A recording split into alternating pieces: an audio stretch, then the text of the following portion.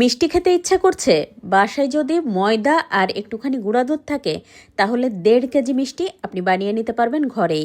শুধুমাত্র এই একটা ডো দিয়েই আপনি বানিয়ে নিতে পারবেন গোলাপ জামুন, কালো জাম, ছানার জিলাপি অথবা বেবি সুইট। যেটা আপনার খেতে ইচ্ছা করবে সেটাই আপনি ঝটপট বানিয়ে নিতে পারবেন। আশা করি আজকের ভিডিও ভালো লাগবে আর কাজে লাগবে। ভালো লেগে গেলে ভিডিও শেয়ার করে রেখে দিবেন আপনার টাইমলাইনে, এতে করে পরবর্তীতে বানানোর আগে একবার দেখে নিতে পারবেন।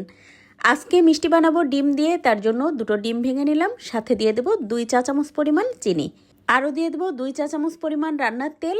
তারপর খুব ভালোভাবে কাঁটা চামচের সাহায্যে সবকিছু সুন্দর করে ডিমের সাথে মিশিয়ে নেব।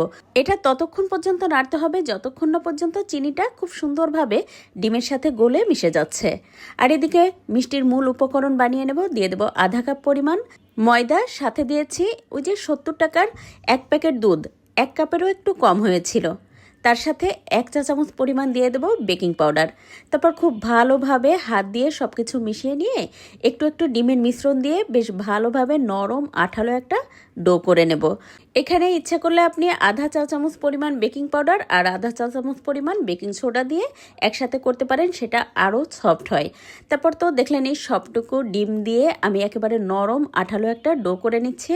আর এই পর্যায়ে কিন্তু খুব বেশি মাখানো যায় না, তাই আরও 1 টেবিল চামচ পরিমাণ ঘি দিয়ে সুন্দর করে এটা 2-1 মিনিট মতো মেখে নেব। ওই 2 মিনিট মতো মেখে নিলেই হবে। তারপর একটা ঢাকনা দিয়ে ঢেকে রেস্টে রেখে দেবো 10 মিনিটের জন্য। এতে করে ডোটা সেট হয়ে যাবে আর তখন কিন্তু সহজেই এটা যে কোনো মিষ্টির শেপ দিয়েই বানানো যাবে। আপনার পছন্দ মতো যে কোনো মিষ্টি আপনি বানিয়ে নিতে পারবেন। আমি আজকে ছানার জিলাপি বানানোর চেষ্টা করেছিলাম।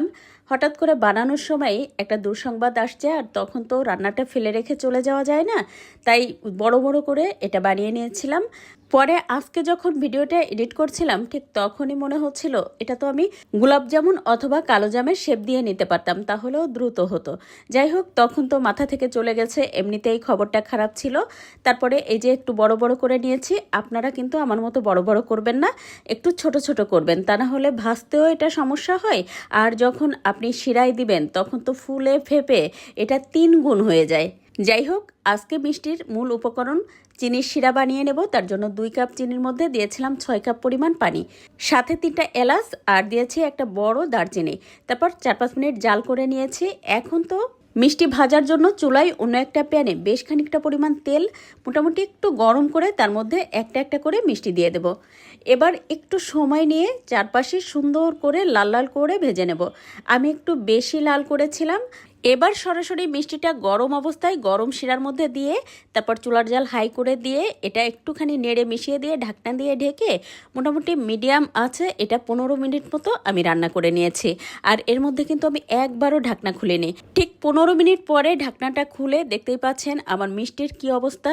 রস খেয়ে ফুলে ফেপে 2-3 গুণ হয়ে গেছে। আর একটু ছোট করে বানাবেন তাহলে দেখতে অনেক বেশি সুন্দর দেখাবে। তবে হ্যাঁ, আজকের মিষ্টি দেখতে যেমনই হোক না কেন খেতে হয়েছিল অসম্ভব মজার। নিশ্চয় দেখেই বুঝতে পারছেন এটা কত বেশি সফট হয়েছিল আর কতটা রসালো হয়েছিল। এভাবে আপনি কালো জাম হোক আর গোলাপ জামুনই হোক যে কোনো মিষ্টি আপনি বানিয়ে নিলে ঠিক এরকম হবে। একবার ট্রাই করে দেখতে পারেন, আশা করি ভালো লাগবে। সবাই ভালো থাকবেন। আল্লাহ হাফেজ।